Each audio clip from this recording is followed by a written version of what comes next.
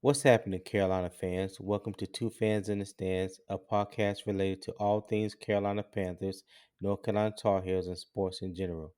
I'm your co-host Tony. And I'm your co-host CJ. Let's go.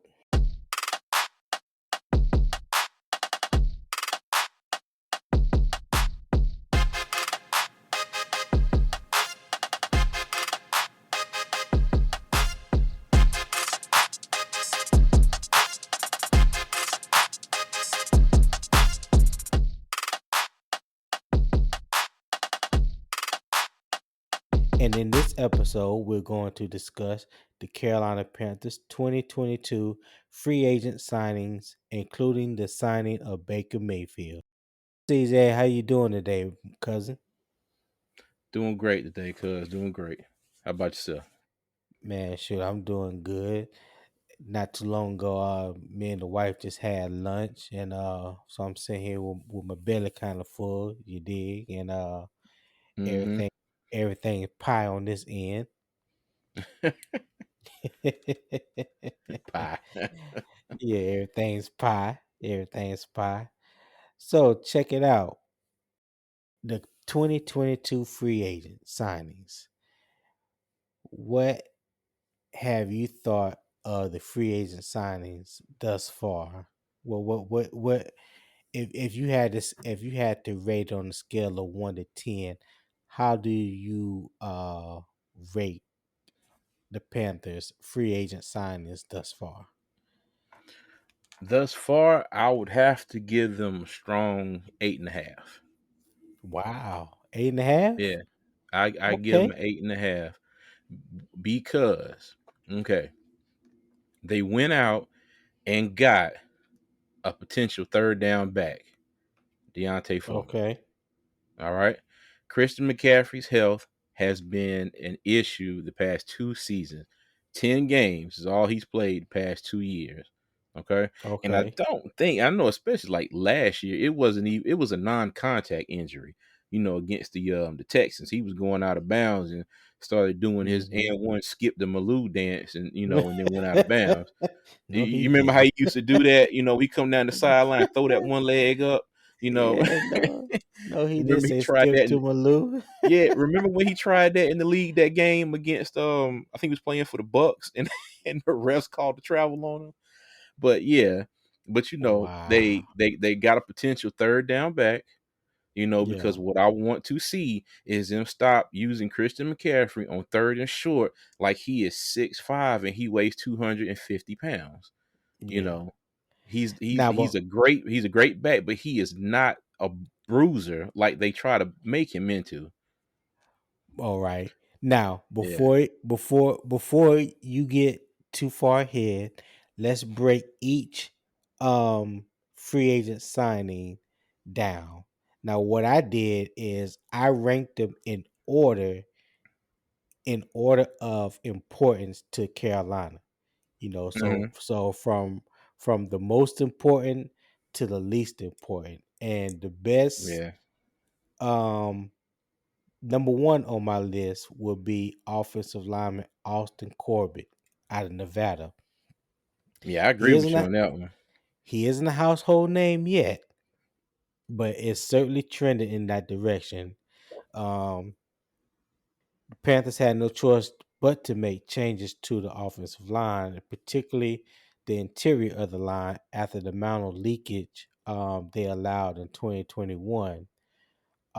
Austin Corbett, again out of Nevada, was drafted by the Cleveland Browns the same year that Cleveland drafted Baker Mayfield. Baker Mayfield went number one overall in the draft, and they selected Austin Corbett in the second round of that draft. Um, I don't know too much about what happened with him in Cleveland, but they traded him. I think after the second or third, no, after his fourth year, they traded him to L.A. And as you know, he became a starter with the Rams, starting right guard, and was on the Super Bowl winning team last year. And I remember when before free agency even really started, it was rumors that they were targeting Austin Corbett. I, on the other hand, was like, I don't know about that because to me, he didn't have the size. I thought that looking at what we went through last year, I thought that they would just want to get a little bit more beefier and a little more, a little more girth up front. But Austin Corbett is a pretty tough guy just to be I think he's like 300, 305, 310. Um he's definitely is gonna be a plug and play at that right guard position. It could be a building block for the franchise for years to come because he's still relatively young. I think he's only like 27 years old. He's tough, physical, got some nastiness to him, and he's definitely disciplined and patient. So you want to see that he has the skills to match that toughness that's going to offset not being a big interior lineman. That makes sense. Yeah, I got you. Yeah, that's definitely. So I was definitely excited about that sign. Well, what you think about it? What you think about Austin Corbett? Hey, let me tell you, anybody at this point, anybody. So Let it me don't tell you, even matter, huh? yeah, we went back and forth about the offensive line. I even said at one point, if Carolina didn't take anything but offensive linemen, in the draft, I would have been happy. But the fact that they went out, and got one in free agency, and one that could come in, like you said, plug and play and get things rolling, I'm I'm happy. I am happy Yeah. because for the last few years, it seems like they will address everything but the O line.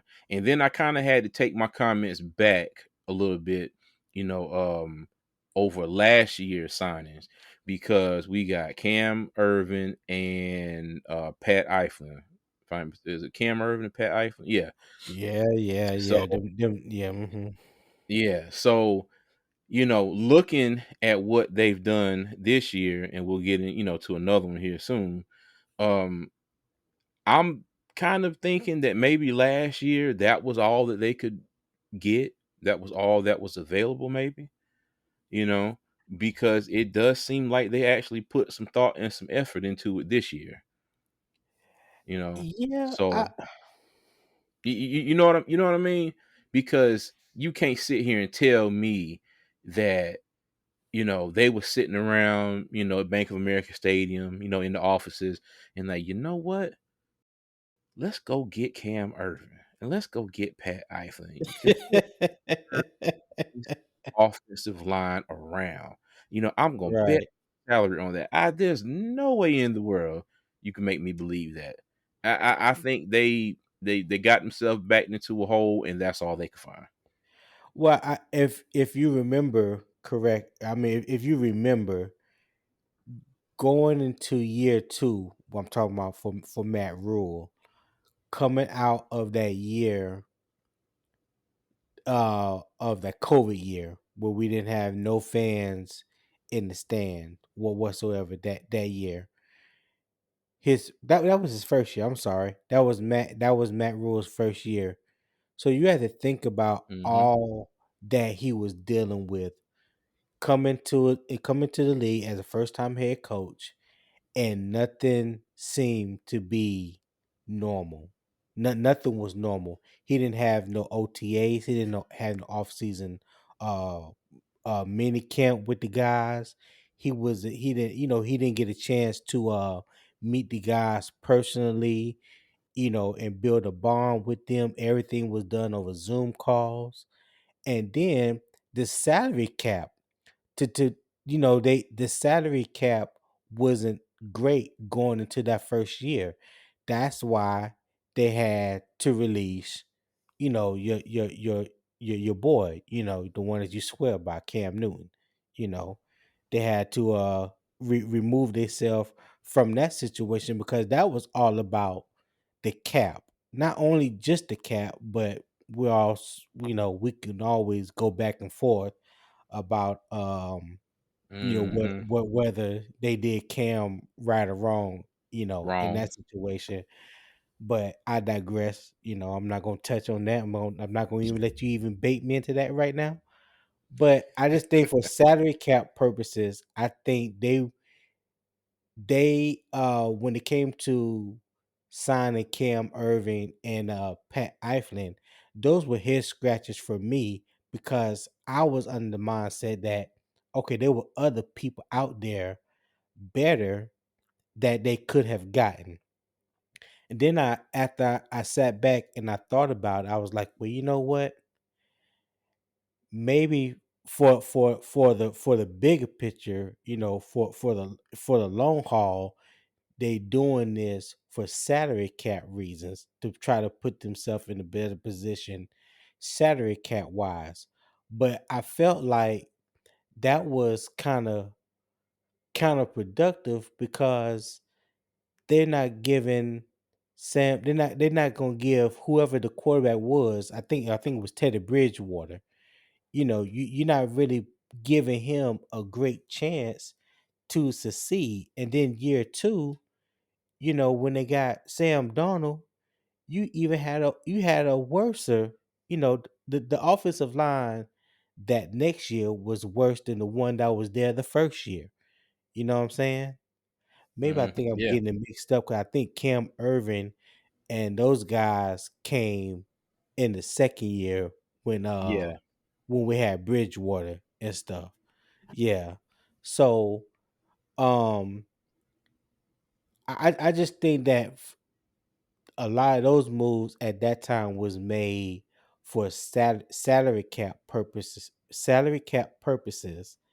to get themselves in a better position, for the future. Because this year, I think we were like 31 or $32 million under the salary cap, and they went out and they did what they should have done the year before. Because if you remember, that first Matt Rule first year, all their draft picks were defense.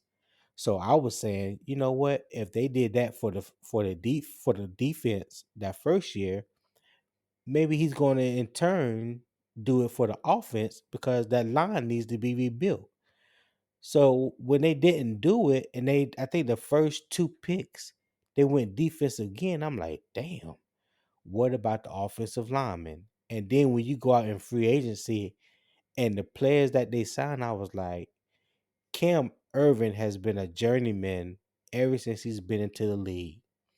Now you talking about somebody that has never lived up to the potential. There's your word, potential.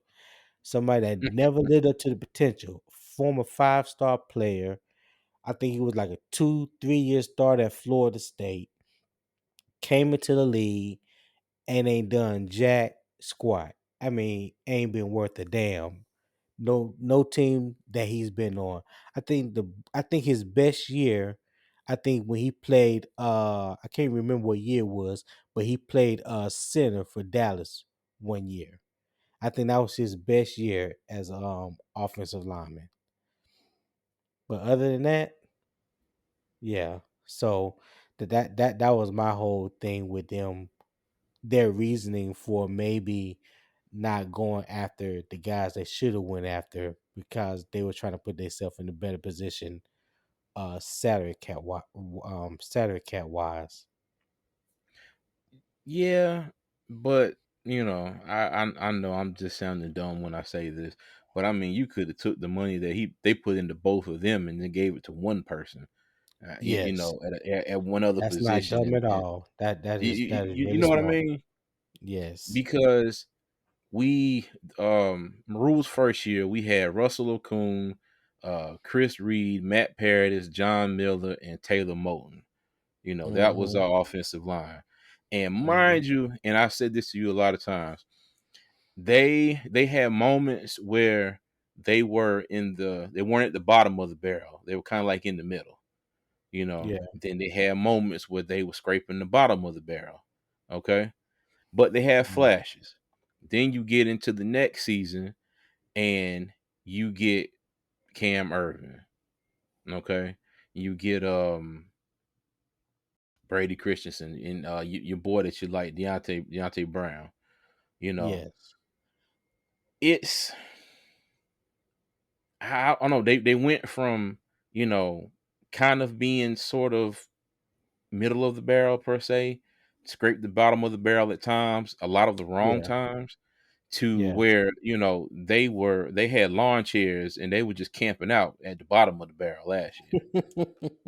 I'm serious. They set up shop and it was like, you know what, this is where we're going to be. Hey, this Yeah. this this is just it. Yeah. I agree with you on that one.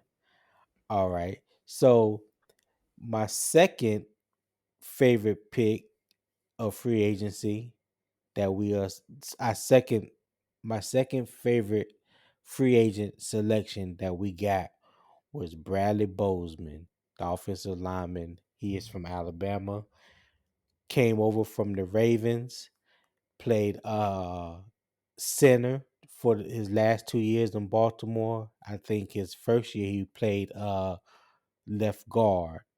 He's another former 5-star recruit, played at Alabama.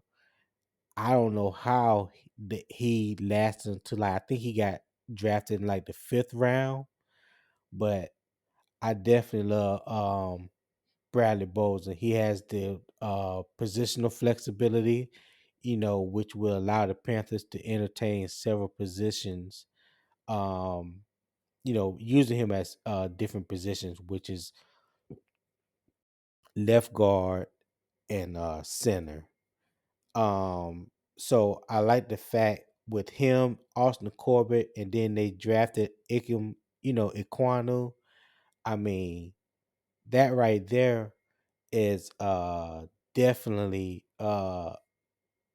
definite upgrades over anything that we had last year. And I know it's just on paper, but if you go back and research some of these guys like Austin Corbett and Bradley Bozeman, which I did, like each one of them guys, I think didn't give up no more than 3 sacks each last year playing a position.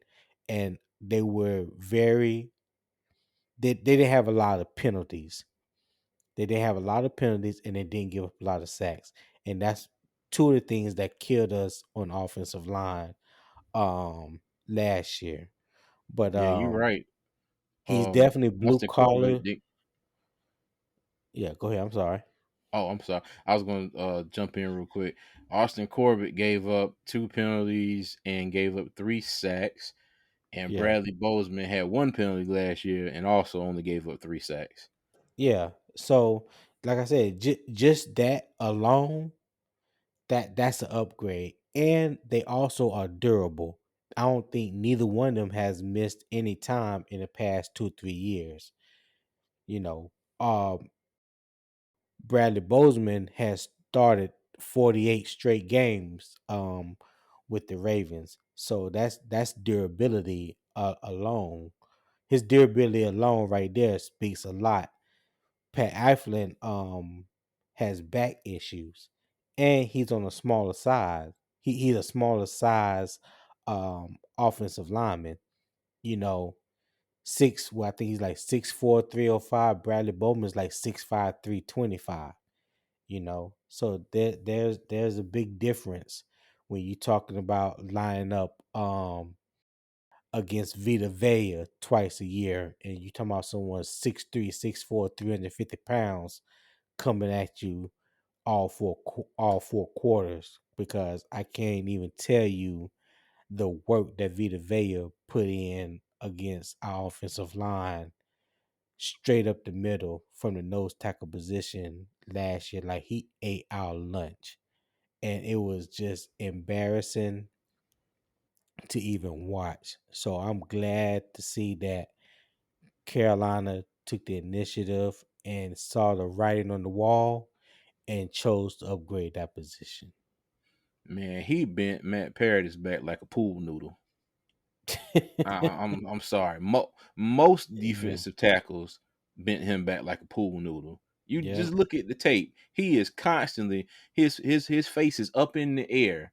His hands he's trying his darndest, to push back, and he's just going backwards, backwards, backwards. He Yeah. looked like a C going the wrong way. Hmm. But I'm listen again. Definite upgrade from what we had. So let's talk about number three. Number three on my list of free agent signings is defensive lineman Matt Ioannidis out of Temple. Now, I love this pick. No, I love us bringing in this pick because we lost Daquan Jones. And I think me and you had talked about it earlier, or that you had mentioned it earlier, that, we need to find someone, to be Derek Brown's running mate. With Davion Nixon, he pretty much redshirted his rookie season last year, and you don't know exactly what you're going to get from him when he comes back healthy. But I love his potential. But Matt Ioannidis, I think, is an upgrade over Daquan Jones because he gives you more of a interior pass rusher. But the only thing with Matt Ioannidis is his injury history. He has missed, I think, like 24 games in his 6-year career and has only played a full season once. But when he is healthy, he is one of the top interior pass rushers in the NFL. Get him on a 1-year deal works best for us, and I think also works best for him too, because it's like a prove a year for him. It's going to give him a chance to um, put himself in a better position when it comes to free agency in 2023. Hopefully, he plays good enough to the point that we keep him. I hope that he has a very productive year for us. Um, Hold on, can I interject right there real yeah, quick? yeah, I'm hoping and praying with all I love that this what usually happens when players do that for the Panthers does not happen this year. I know that was under previous general managers, but I pray that he has a great year. And I pray that if he does, Carolina will keep him because that has been our motto, or that's been our MO for the last few years, especially God, when we had Gettleman. Oh my goodness. You do good uh, 1 year. Okay, that's great. You want some more money? Nope. Go on about your business. So I hope he does. I hope he does good. Um, I hope Carolina has a plan B. I hope that plan B could potentially be Davion Nixon if he stays healthy. But yeah, I hope that both of them can stay healthy because I think that would, like I said, that would definitely help out Derek Brown because he does need that. He does need that person next to him, like Star Latulippe used to be for K1 Short. yes, yes, exactly, exactly, exactly. Yep. He reminds me of a stronger K1 Short. Now he may not have that quick first step like K1 did. I mean, K1 wasn't no slouch neither when it came to strength. But Matt Ioannidis is a bull. You know what I'm saying? Like he definitely cock strong, and I think his presence, his veteran presence, will do a lot for Derek Brown on the inside. So I think with those two guys, I think they can cause enough havoc on the inside that can put Brian Burns and Yuto Gross Matos in some one-on-one positions on the outside that they can hopefully take advantage of. That's what Yeah. I'm hoping. Yeah, I'm just hoping that 'cause I used to say Latule was a walking double team. I just hope one of Yes, he them can turn was, into that. Yeah, man. that year K1 had did he have double digit sacks or it was at least 8 sacks that season and he was terrorizing people. But Hmm. every other play, Latule was drawing a double team, and K1 Short was free to to do what he needed to do and get to the quarterback. And that's definitely what we missed last year because Daquan Jones to me wasn't really as advertised. I thought he was going to come in and play, better than he did, Yeah, but me too. I did yeah, too.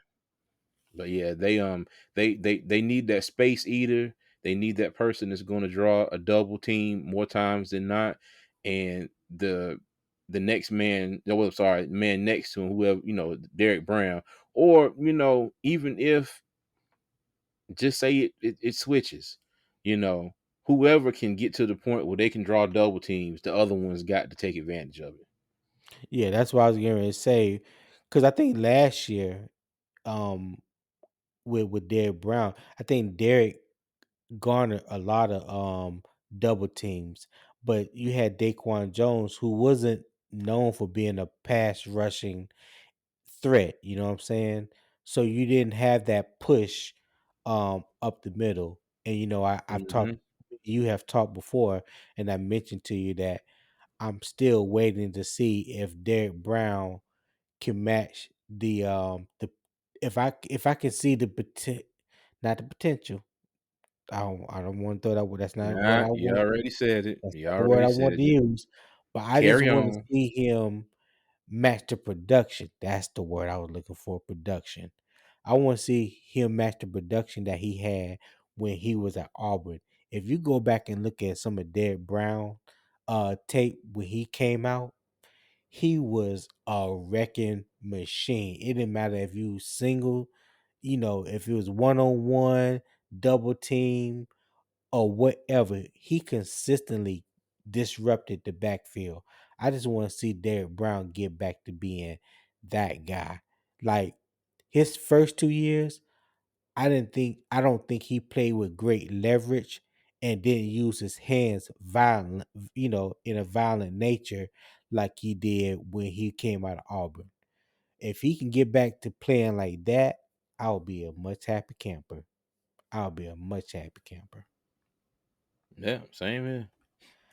All right, so let's go on to the next selection. My next favorite selection of this free agent signing is safety Xavier Woods at Louisiana Tech.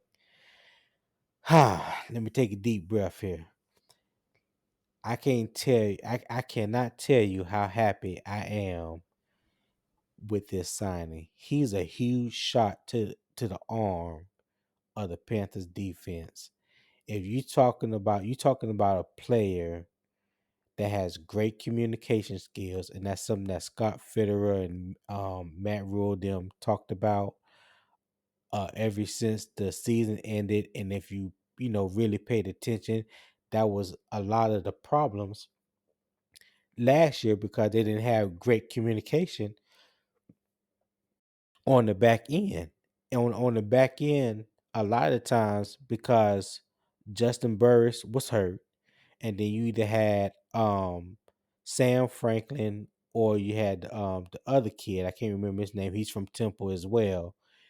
You had two backups pretty much being a starter in your secondary, and the communication got lost back there. So I'm glad to see someone like Xavier Woods who's definitely a great communicator, but not only that, he know how to play that single high safety position. He played it a lot in Minnesota, which allowed Harrison. I think what I can't remember the safety name. Um, that he played with in Harrison Smith. Minnesota. Harrison Smith, right.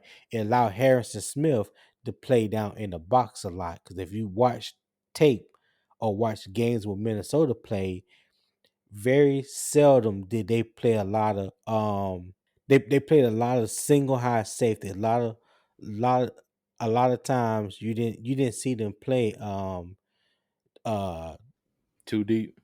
too deep, or yeah, too deep as far as safety. But you saw Harrison Smith playing in the box a lot, and that left Xavier Woods playing that single high position, and he played it well. And I think the same thing can happen in Carolina.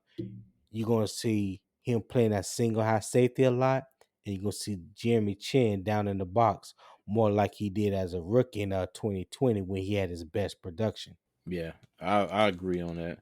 And hopefully the rest of the secondary can step up, and it should be interesting. It should be very interesting because the potential is there, but now they got to execute. Yeah, I want to see. I want to see how him and Jeremy Chin, um, how they get along back there, how they gel, and I like to see Miles Hartsfield back playing a lot of the nickel corner, and sometimes he could slide back to safety. So like if Jeremy Chin is not in, or if Xavier Woods is not in, you can always slide Miles Hartsfield back to safety because that's where he played at Ole Miss, and I think we have enough corners, to where we can bump a corner over into that nickel position, when need be. I think we have a lot of versatile parts, with our linebackers and our corners that can play safety as well. So you never know. You don't know what you're going to get and where guys are going to line up, and that's why I like about it, because it keeps the offense guessing about what we're going to do or what we're trying to do. Agree. I agree. Okay, so my next free agent signing that I like was Deontay Foreman, the running back out of Texas. Now, with Deontay, he won't put up huge numbers due to the fact that he'll be backing up Christian McCaffrey, but arguably the best running back, um, who's arguably the best running back in the NFL. But the Panthers absolutely needed to bring in a powerful downhill back that can move the chains on third and short and punch it in on goal line situations. Like you said, you got tired of seeing Carolina act like Christian McCaffrey is 6'5", 6'3", 250 pounds, trying to get a tough 1 yard or whatnot. Man. Now it's not like he ain't done it, like he didn't do it before in the past, Hmm. but you would Yeah. still like to see a bigger back take that pressure off of him and get those tough yards. But Yeah, but I think it's the play calling at times too, because yeah. they will line up McCaffrey and just say like, Tampa Bay, probably the best run defense in the NFL the last 2 or 3 years. Okay. It's third down Mhm. and short or whatever.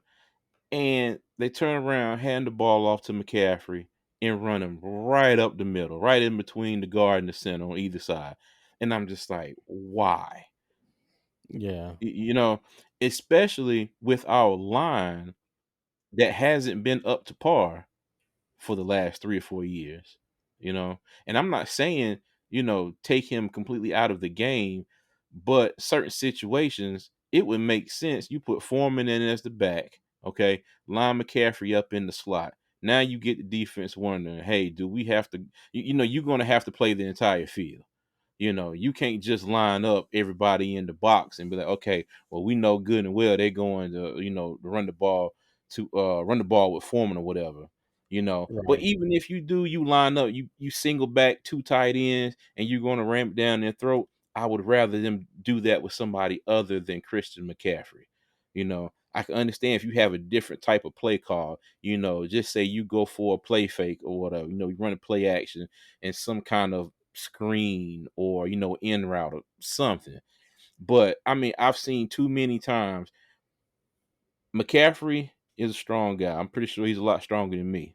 You know, but when it comes to the other football players on the field, they grab him and they pull him to the ground.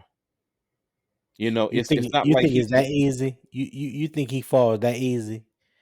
I ain't gonna Come on now. Hey, Don't be disrespectful. run the tapes. Run the tapes. Christian Don't McCaffrey be will juke you out of disrespectful. your shoes. I'm not being disrespectful. I'm saying what I've seen. Christian McCaffrey would juke you out of your shoes, and you probably might not find them shoes for another week. You know, he will do that. But you get him running behind these crappy behind offensive lines that we've had the past couple years, and you get him, he's running, he hits the offensive lineman. Next thing you know, there's a defensive lineman. They get him and they pull him to the ground. He's not going to run anybody over unless they're already off balance and they're teetering that way, to start with. But when He's you not said, going to hit. but when you say it like that, when you say it like that, like at that point, you ain't got no momentum to get started running. If you don't ran into the back of one of your offensive linemen, and now before you can get Mhm, started again, now a defensive lineman done grabbed you. Well, mhm. you haven't even had the chance to build up any more momentum to get started. To start running again. Well, That's I all I'm mean, saying in his that's defense. happened too. I'm let me tell you, I'm team Christian McCaffrey, but I have seen this too many times. Just say he gets to the hole, that hole close up, and there's a big defensive lineman there. They get a hold of McCaffrey. McCaffrey is going down. If they get their hands on him, they're going to pull him down. He is not I'm gonna going to have run in the middle of that defensive line and move the pile. I'm gonna He's have to not going to run I'm gonna have to anybody disagree over. with that. I'm gonna have to Hmm? disagree with that. I'm gonna have to disagree with that, but I digress. Well, I mean, I disagree with it being, raining outside sometime, but that doesn't mean it's not raining. I disagree with the fact that it's raining at the moment, but Oh my it's still god! raining. All right, The all tape, hey, right. the tape don't lie now. No, no. Hey. Maybe I didn't have my glasses on to see what you see. Maybe that's what it is. Okay. Well, you getting up there in age, old Patty one. Oh, okay. All right. All right. Moving right along. Moving right along. The next uh pick that I was happy to see, believe it or not, punter Johnny Hecker from who came to us from the Rams. He's out of Oregon State. I'm glad to see that we got some that we're going to have some stability and some consistency in the from the punting situation. You know, we've had a revolving door at punter since like 2020, and in free agency we signed the best punter available, which was Johnny Hecker.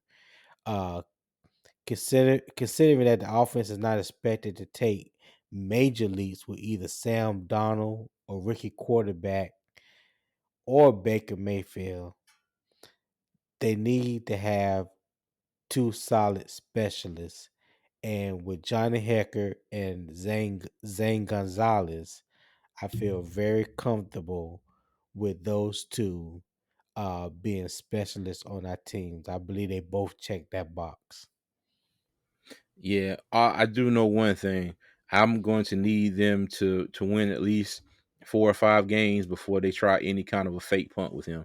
I know he's famous for that, but I'm gonna need to see some results before they implement that into the game plan. I do not want us to be 0-3, 0-4, and here they are out there trying to throw fourth down and six, and here he is out there trying to throw for a first down. Like no, get some wins under our belts, and then we can talk about that. But I agree. I do like the signing though. I think he's a great pickup. Yeah, I do too.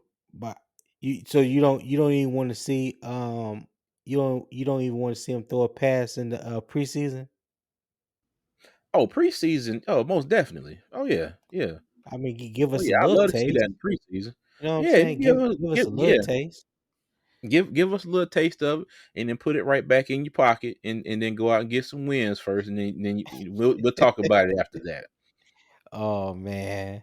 All right. I agree with you Be- on that. because because this is kind of giving me flashbacks from Rule's first season, especially with the Kansas City game. Especially with the Kansas City game. This dude goes for the onside kick twice in the game. Twice. And Yep. especially now, the first time he went forward in the fourth quarter didn't really hurt us that much. But the second time, you go forward on for the onside kick, they get the ball back, and the Panthers actually went. I'm sorry, Kansas City went 3-and-out. So defense stepped up. But mind you, now instead of you kicking the ball off and they potentially being down in their own part of the field, maybe inside the 20, inside the 30, or whatever, these jokers are punting from like the 45-yard line, and Carolina gets the ball back. I think I don't think we had any timeouts at the 9-yard line. The Yeah. nine I yard remember line. that. I remember You that. remember that? Yeah. Yeah, that's the type of that's the type of stuff. Like I said, I like Johnny Hecker. I think he's a great pickup, but I need Matt Rule, to put his level headed thinking cap on when it comes to him. Okay, Yeah. that's something you pull out when the situation calls for, not because you think it's oh, you know what, this is going to work. Like no, Yeah. Well, in his defense, I think you're going to see some growth from Matt Rule. Now, I know everybody and their daddy calling for him to be fired and need to be replaced. This and that. I'm like, y'all, people need to learn how to have patience. If you think about every time a quarterback or head coach don't produce within the first 2 or 3 years like everybody wants them to, and then you replace that person with another head coach or another quarterback, you have no continuity, no consistency with your football team. So you're gonna be right back at square one where you say that you don't want to be. People need time to let things happen. Now, again, I followed Matt Rule ever since he was at Temple and then became the coach at Baylor. Cause once again, that's my wife alma mater. So I I've watched this man turn around two programs. I seen him do a masterful job at Baylor when Baylor was pretty much in the gutter after that Art Browse situation, you know. So just give him time. Like they said, trust the process. It's not going to happen overnight. I understand people are impatient sometimes, but to consistently always call for the man job, I'm like, bro, like sometimes I read some of the comments, that I see online, and I'm like, do people even understand? Do they even understand how football really works? Now I know no, they don't. I know I'm going off on a whole nother tangent besides what we was talking about, but I just wanted to say that. I just look, the man just give him some time. There was a lot of things wrong with our team. It ain't like he stepped into a situation and took over a team that just barely missed the playoffs or went 8-8 the year before. I mean, the man had some things that he needed to work out. Has he always made the right decisions? By far, no, he has not. I'll be the first to say it. But I don't think he's as bad as most people uh try to portray him to be. So that's my spill on that. That's my defense of Matt Rule. Now I'm done with it. Well, I mean, I don't disagree with you. I'm with you. I don't think they should get rid of him. I think they should give him time too. You know, I was just saying, get some wins before you call a fake punt. that's Right, right. that's all I was saying. I like Matt Rule. Yeah, I do. He has made some boneheaded calls. In his that he first couple has. years that he That he has. has. But like you said, you've got to give the man an opportunity to show some form, some signs of consistency. And it's not always going to happen after year one or year two. For those Right. it does happen for, certain things have worked out the exact way that they've needed to work out for that to happen. Okay. Yeah. But like you said, you get these guys and these teams that get a coach, and then, you give them 2 years, fire them. Give them 2 years, fire them. Give them 2 years, Yeah. fire 'em. Look at Cleveland. I swear they get another coach every 2 years. Every 2 years. That's why when you hear people talk about Baker, and you know this is one of the reasons why I think people put too much stock into what your draft position means, uh as far as who you are as a player. Baker went number one overall, right? So automatically people think you're going to be in, or you're going to be a savior for a franchise. And it rarely works out that way. Teams that are drafted number one, number two, number three, say within the top five, they are drafted in the top five for a reason. And that reason is they suck. They ain't no damn good. So Yep. it doesn't make no difference who you draft, number one, number two, number three, number four, number five. They are not going to come and just turn your franchise around all by themselves. So now you Except look if you're at, the Cincinnati Bengals. unless you the Cincinnati, but this is the one thing that I say about Cincinnati, and I was telling my wife about this. Joe Burrow stepped into a hell of a situation. Why I say that? He had Joe Mixon. He got Joe Mixon at running back. He has T. Higgins at wide receiver. He had Tyler Boyd at wide receiver. Then they drafted Jamar Chase. So remember, um, Joe Burrow tore his ACL his first year. I think it was like the third or fourth game, something like that, fifth or sixth game or something like that. He tore his ACL. So basically, his rookie year, in my mind, don't even count. You know what I'm saying? Because he didn't even have a full rookie year. He didn't play 17 games. But last year, so not only do you draft Jamar Chase, who was your number one receiver at LSU, then you got T. Higgins, then you got Tyler Boyd, then you got Joe Mixon running the ball. I mean, how even though they had arguably their offensive line was worse than Carolina offensive line last year. If you That's how go bad. by the stats, it was. Yeah, if you go by the stats, it was.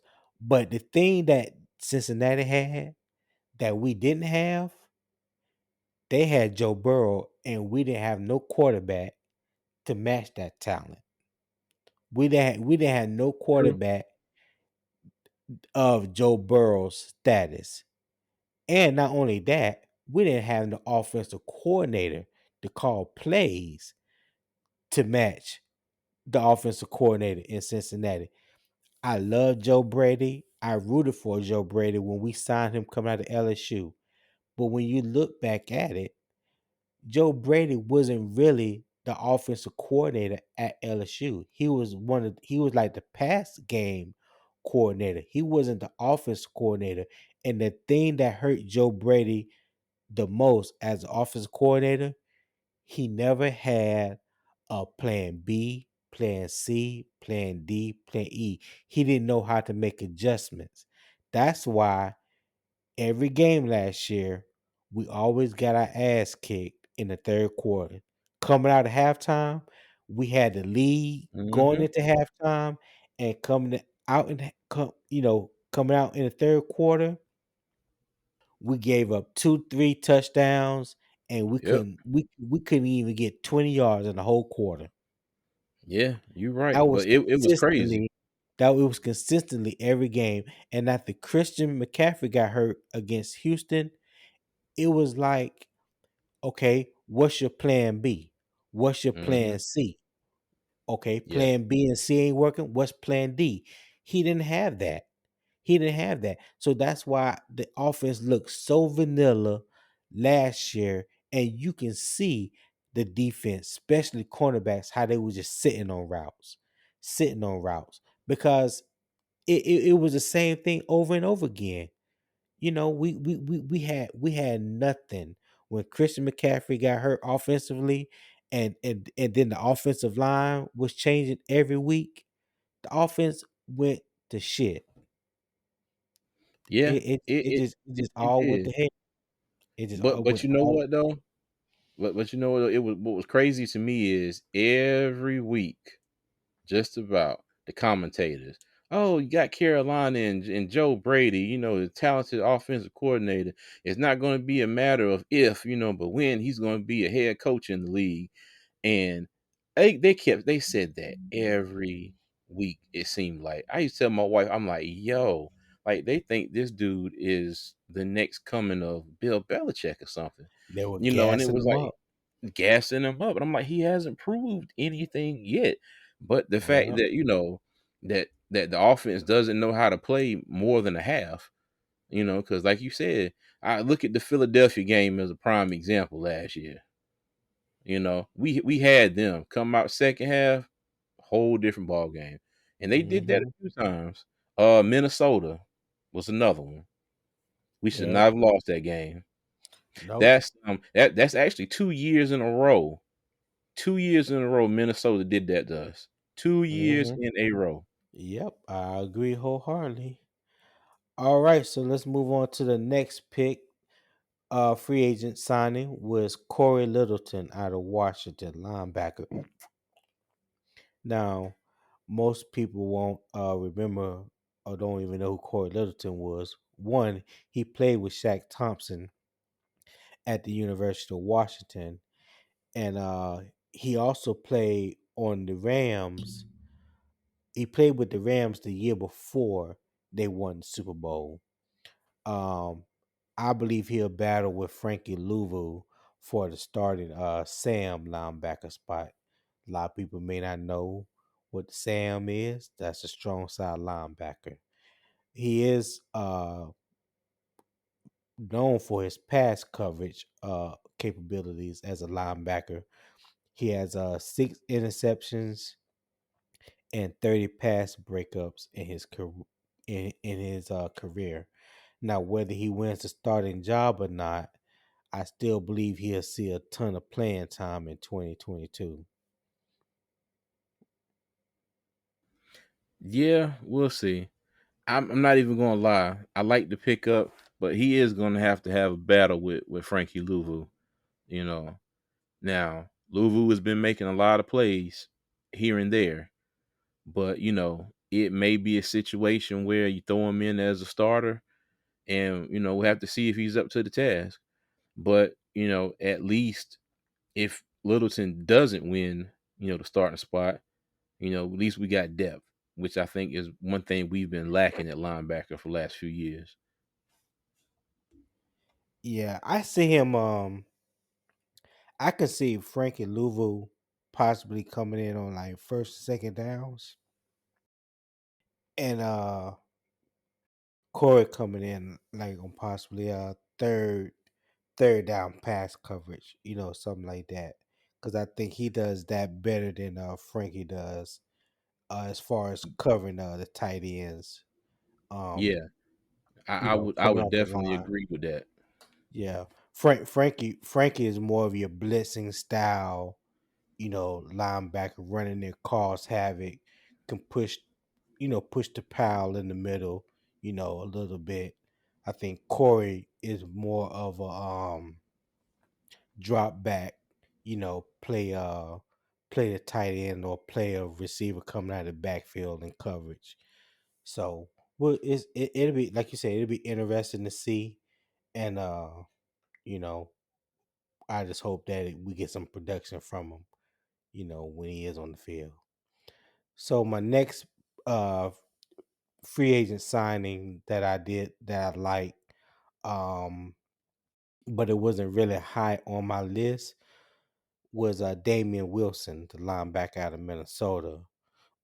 Um, at first I was like, I don't know if he was much of an upgrade over Jermaine Carter, but then when I went back and looked at some of his tape, especially last year, he's coming off the best year of his 7 year career. I think he posted career highs in tackles. He had like 105 tackles, 5 QB hits, um, 5 tackles for loss, 3 sacks, and like 5 pass breakup. You know, with that being said, he's not much of a downhill backer that initiates contact, even for his size. I believe he's like 6'1", 6'2", 245. So he brings much needed size at that middle linebacker spot than Jermaine Carter did last year. 'Cause I think Jermaine Carter was like 225. He Jermaine Carter was definitely not a thumper, in my eyes. Um Sometimes he chooses to sit back and let the contact come to him, which allows for big plays on the ground. The potential is there, but it's a wait and see in terms of him being the starting Mike, which is the middle linebacker beyond 2022. What you think? What you think about that signing of Damian Wilson? I'm going to reserve judgment until I see him play a little more because, Mhm. like you said, he seems like he didn't run and initiate contact. Bit of a hand tackler. You know what I mean? I got to Mhm. see what he's like in coverage. Because that's been a sore spot for us linebackers covering anybody, to be honest with you, especially tight ends. But we'll see once the preseason starts. I'm hoping that he can come in and and be a good fit, be a key piece for the defense. But yeah, Yeah, I'm going to have to reserve my judgment on him just a little longer. yeah, I get you. Um, this next one was sort of like a head scratcher to me. I didn't really understand the signing of him. I didn't see where we I didn't see where we needed another wide receiver, but wide receiver Rashard Higgins, out of Colorado State. He played his first 4 years, 3 or 4 years in Cleveland. um, I believe they bring him in to compete for the third receiver spot, but I'm not really sold on him becoming the answer behind DJ Moore and Robert Anderson. I mean, 6 years into his career, he's averaged just like 23 receptions and 315 yards per season. He doesn't have any game changing speed by any means, nor has he been a reliable, consistent target. I think he's only caught like maybe 60% of his targets. And four out of his 6 seasons, he's caught like 50 to 55% of his targets or less. But I mean, who knows? Maybe a change of scenery will serve him well. But I definitely like Terrace Marshall to be that third receiver. And I would like to see what we're going to do with Shy Smith, and maybe he can become a slot receiver, you know, for us. But I just feel like we had some better options that didn't get a chance to shine or really play last year in Shy Smith because injuries and Terrace Marshall for whatever reason. But I just thought Play those calling, guys, huh? play calling. Yeah. But I just thought those guys were. I just think that those guys will be better options as your third and fourth wide receivers than Rashard Higgins. What you think? Well, I think Shy Smith, his contribution is going to be more special teams wise. I think he's going to be our our ace punt returner from here on out. But I'm not going to rule him out as the as maybe the fourth wide receiver. But I don't think Rashad Higgins is a bad option, especially when you get down into the red zone. Bigger body, go up, grab a ball, come down with it. But we'll see. Right. And Yeah, he it's didn't it's it's cost. a lot to figure out. It's a whole lot to figure out because you got DJ Moore, you got Robbie Anderson. Um, if Marshall can step up and the way that he looked in college, I think he'll be that number three receiver. But Mm, I wouldn't, yeah, I wouldn't shut the door on Rashad Higgins. I think that's another one. It's just like we gotta wait and see how they're going to use him. You know, because we okay. definitely, I mean, like Shy Smith, I can definitely see him being kind of like a Curtis Samuel type player almost. You know, but Right. it just we got to see where they're gonna fit in at. Yeah. Well. You Well, know, we'll see. McAdoo has a whole nother offense. Yeah. I mean that is true. That is true. And everybody is starting on from the same on the ground level pretty much. Like nobody right now that I know of that's on the current roster has ever played in Ben McAdoo's offense. So Mm-mm. everybody is starting from the ground up. So we'll see. I definitely believe that the play calling will be better than last year. that I Yep. do know. So let's talk about the elephant in the room. The signing of Baker Mayfield. Wow. I just wanted to get that wow out because that was a wow moment for me. Um, this is his opportunity to prove the doubters and the naysayers, including me, all wrong. I think me and you did talk about this a couple weeks ago. We was like, "Hey, I don't necessarily want. We don't necessarily want him for what Cleveland was trying to get for him initially, but when the price dropped and I saw that we was going to get him for less than like 5 million or less, I was like, okay, for that kind of value, and you bringing him in to bring to bring competition to Sam Darnold, bringing some competition to the quarterback room. I was all for it. I mean, you got Sam. You guarantee him like basically 19 million, so he ain't going nowhere. You've already you committed to that fifth year option when you signed him, and then you getting Baker Mayfield for 5 million pretty much, and he gave up 3.5 million to make the deal work. Cleveland, I think, is still on the hook for like 10.5 million. So in retrospect, in retrospect, I mean he's basically still making 16 million plus this year, but the Carolina is only on the hook for 4 point I think like 4.85 million. Um like I said, he definitely provides the Panthers with the potentially a great quarterback competition with Sam Darnold.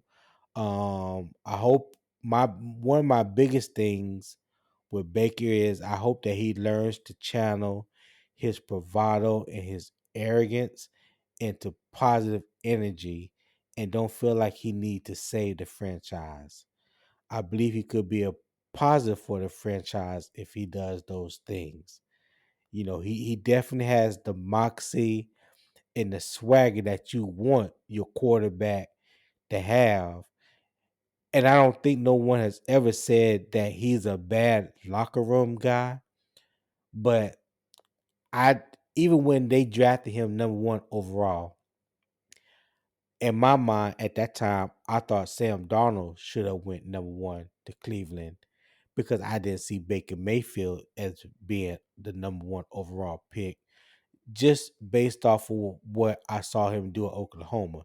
Yeah, he won the Heisman and he put up great numbers, but just that arrogant and that macho type attitude, I didn't think that would be a good fit for Cleveland, given all that Cleveland had been to, and given what all that Baker had dealt with when he was at Oklahoma. When he was at Oklahoma, I didn't think the two would mesh well, But now by him coming to Carolina, maybe he, with the weight of trying, saving the franchise off his shoulders.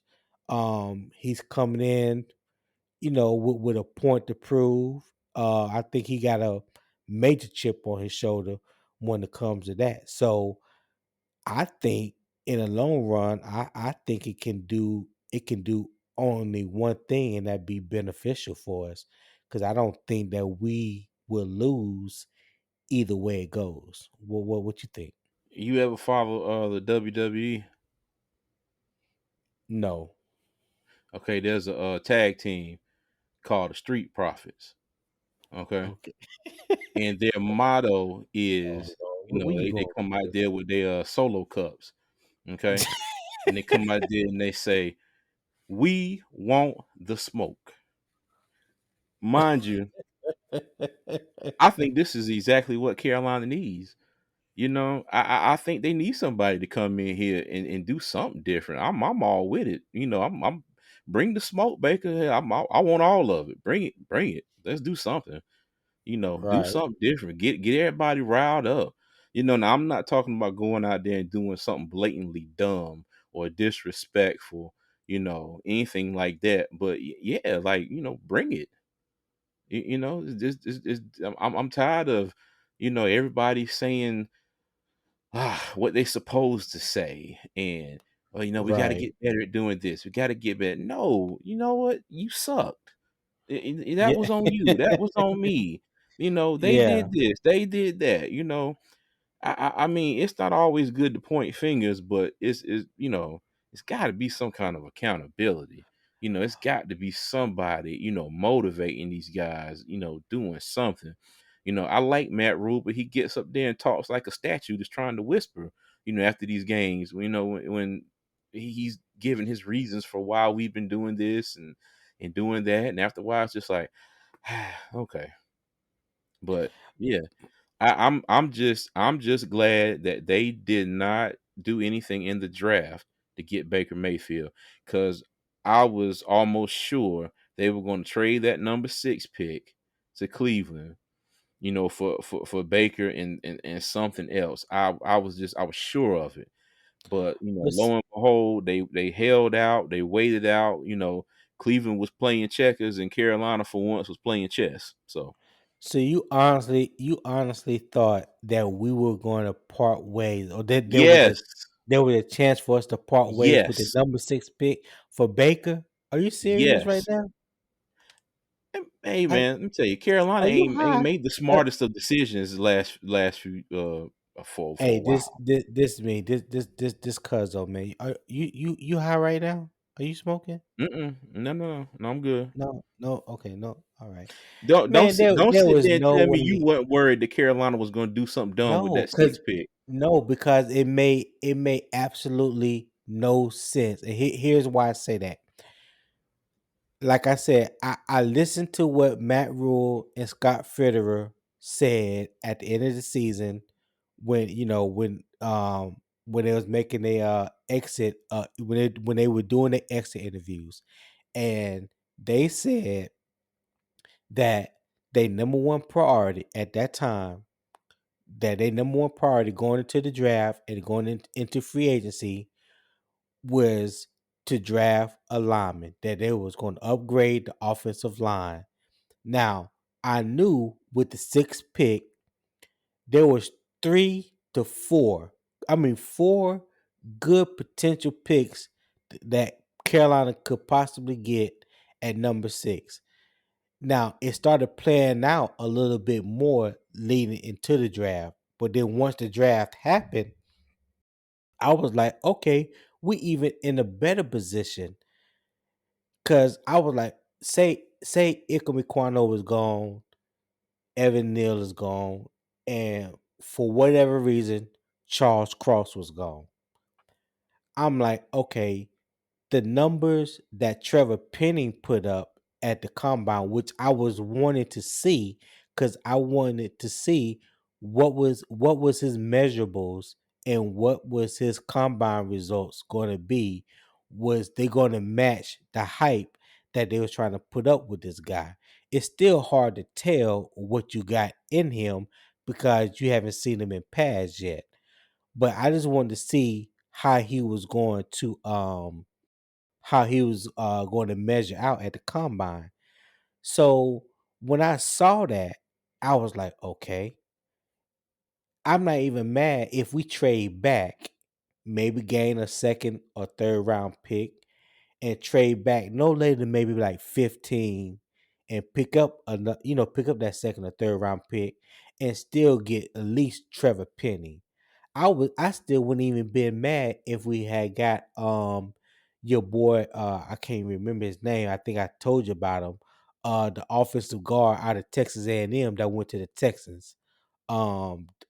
Kenyon Green. You know what I'm saying?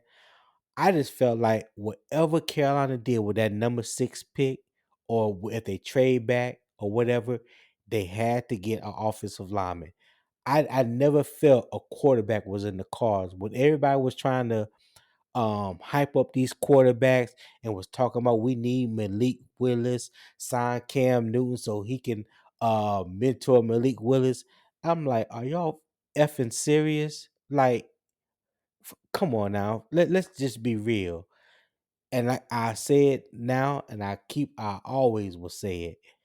If your trenches ain't solid, I don't care who is back there playing quarterback, it is not going to matter. Take care of the offensive line and the defensive line first, and everything else will follow. I'm a firm believer in that. Always have been, and I always will be. History will show you every good team that has a good quarterback and that's in playing the Super Bowl, NFC and AFC championship, all you gotta do is look at their trenches. Until you get the trenches right, it don't matter. So no, except I if did you're the Cincinnati Bengals. unless you the Cincinnati Bengals. And you know, Well, they were a dime a dozen. You know how you would say that 1%? Cincinnati was that 1%. Now, how often do you think that would ever happen again? They gave up not nine. not They really. gave up 9 sacks. They gave up 9 sacks to who they play in the NFC championship, the AFC championship game. Was it I can't. Kansas City? Was it Kansas? I can't remember, but they gave up 9 sacks in that game. No, I think they played, or maybe it wasn't the AFC championship game. Maybe it was the divisional round. I think they played the Tennessee Titans.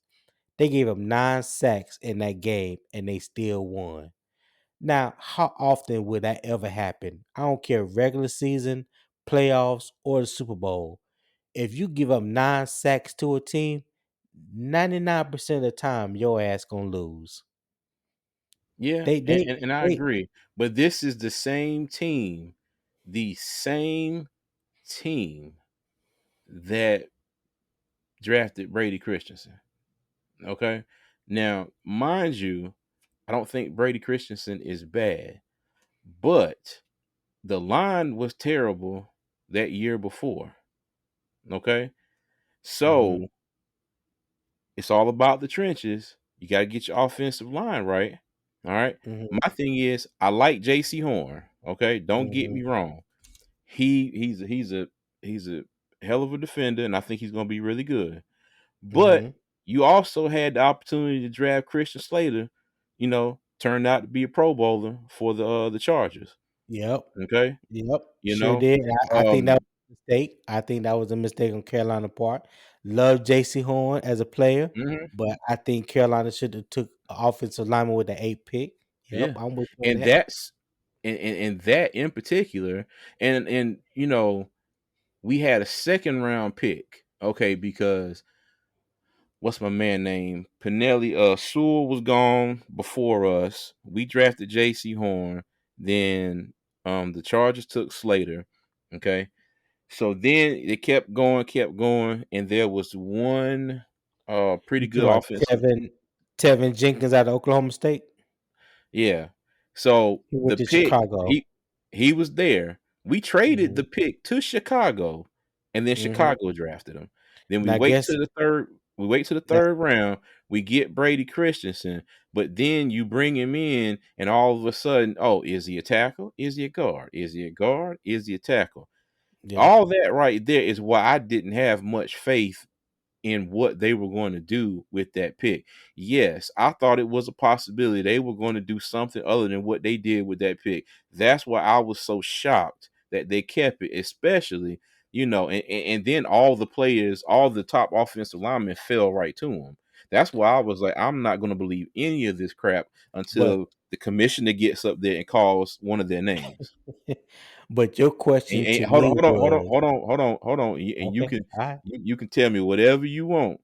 But yeah, I did not have any faith that Carolina was going to absolutely not mess that pickup.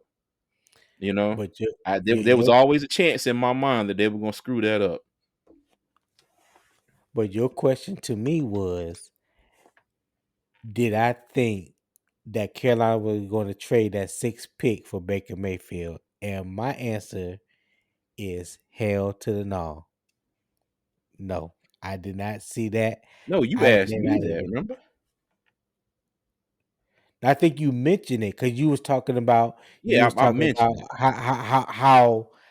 how bad it was gonna mess the pickup, and I Hmm. was like, no, I did not see that. I could not see them trading that number six pick for no Baker Mayfield. Forget all what all these analysts and these pundits, all these people were talking about. They just trying to stir up mess and keep something. They just trying to keep a conversation going. That they Yeah. just drumming up conversation for TV.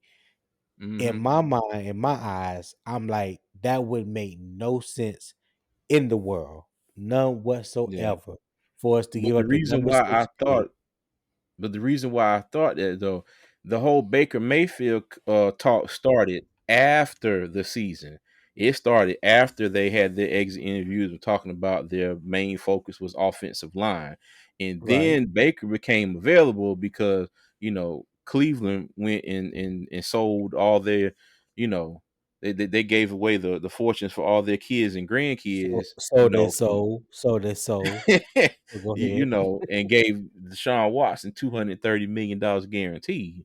Woo! You know, Lord yeah, Jesus. exactly. So that was why I was thinking. I'm like, oh, okay. So yeah, they said that it was going to be offensive line, but then all of a sudden, here you go. Oh, Baker Mayfield's available. Like I said, I'm glad it happened the way it happened, but I had my doubts, and if it would have happened any way than it did, I wouldn't have been surprised. I'll just put it like that. Nothing would have really surprised me if they would have done it. I would not have been shocked. I would have been not have been like, oh, I can't believe they did this. I'd have been sitting back there like, yep, I knew they were gonna I do would it. have been mad as hell. I Oh, I'd have probably would been have mad, broke. but it wouldn't have shocked me at My all. TV. I would have broke my TV. As much as I love my TV, Hmm. I would have probably threw something through it. Listen, listen. Yeah, no, that I did not have that thought in my mind at all. Yeah. No, sir. Now a first round for Baker's kind of far fetched. I get that, but I thought for a hot second that they were going to take that first round pick and and try and get more picks with it.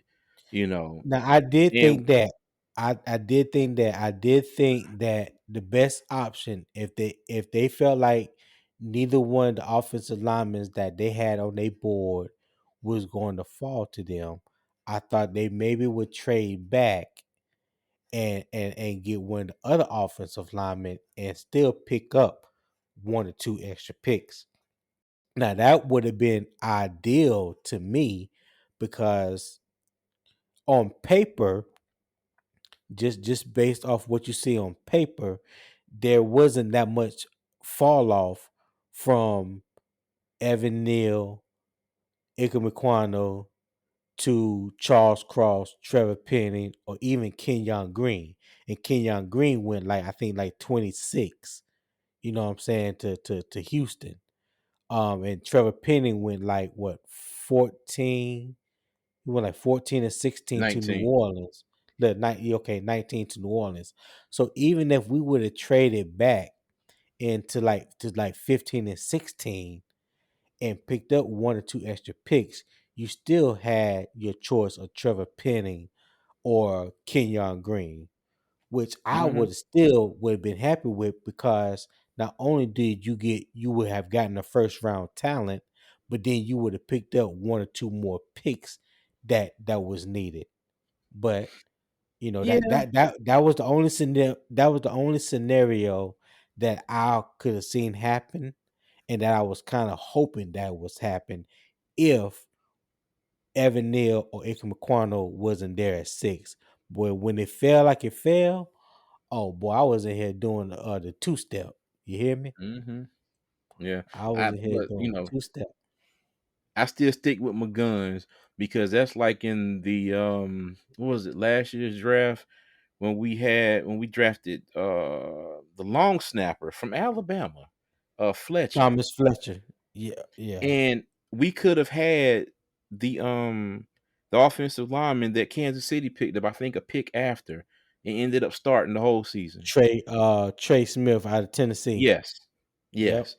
the Yeah, right so guard. Hmm. yeah, I hold a bit of just me being terrified every time Carolina picks, or every Yeah. time you hear say, "Oh, they've traded a pick," and I just take a deep breath and be like, you know what, fix it, Jesus, just fix it, Yeah. please. Listen, I'm with you. I'm with you 110%. They really messed up some picks in last year's draft. Like they made me scratch my head a few times. You know what I'm saying? They made me scratch my head a few times. But this draft and this offseason, to me, they made up for it. They Yeah, it's made the up best for one it. they've had in a while.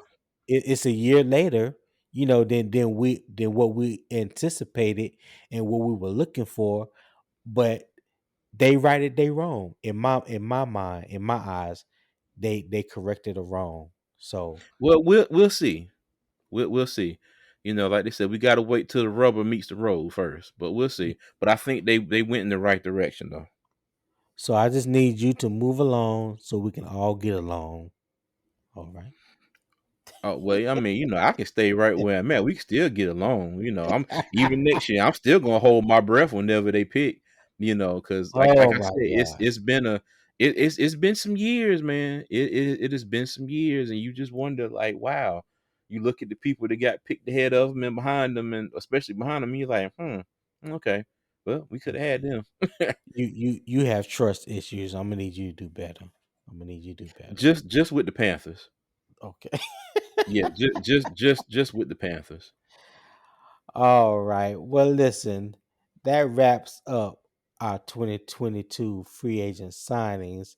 Overall, again, I think that we did a lot of good. There may be a couple head scratches in there to me, but we're gonna see how they all pan out, and hopefully all these guys will be contributors for us going into the 2022 season. So that's it Yep.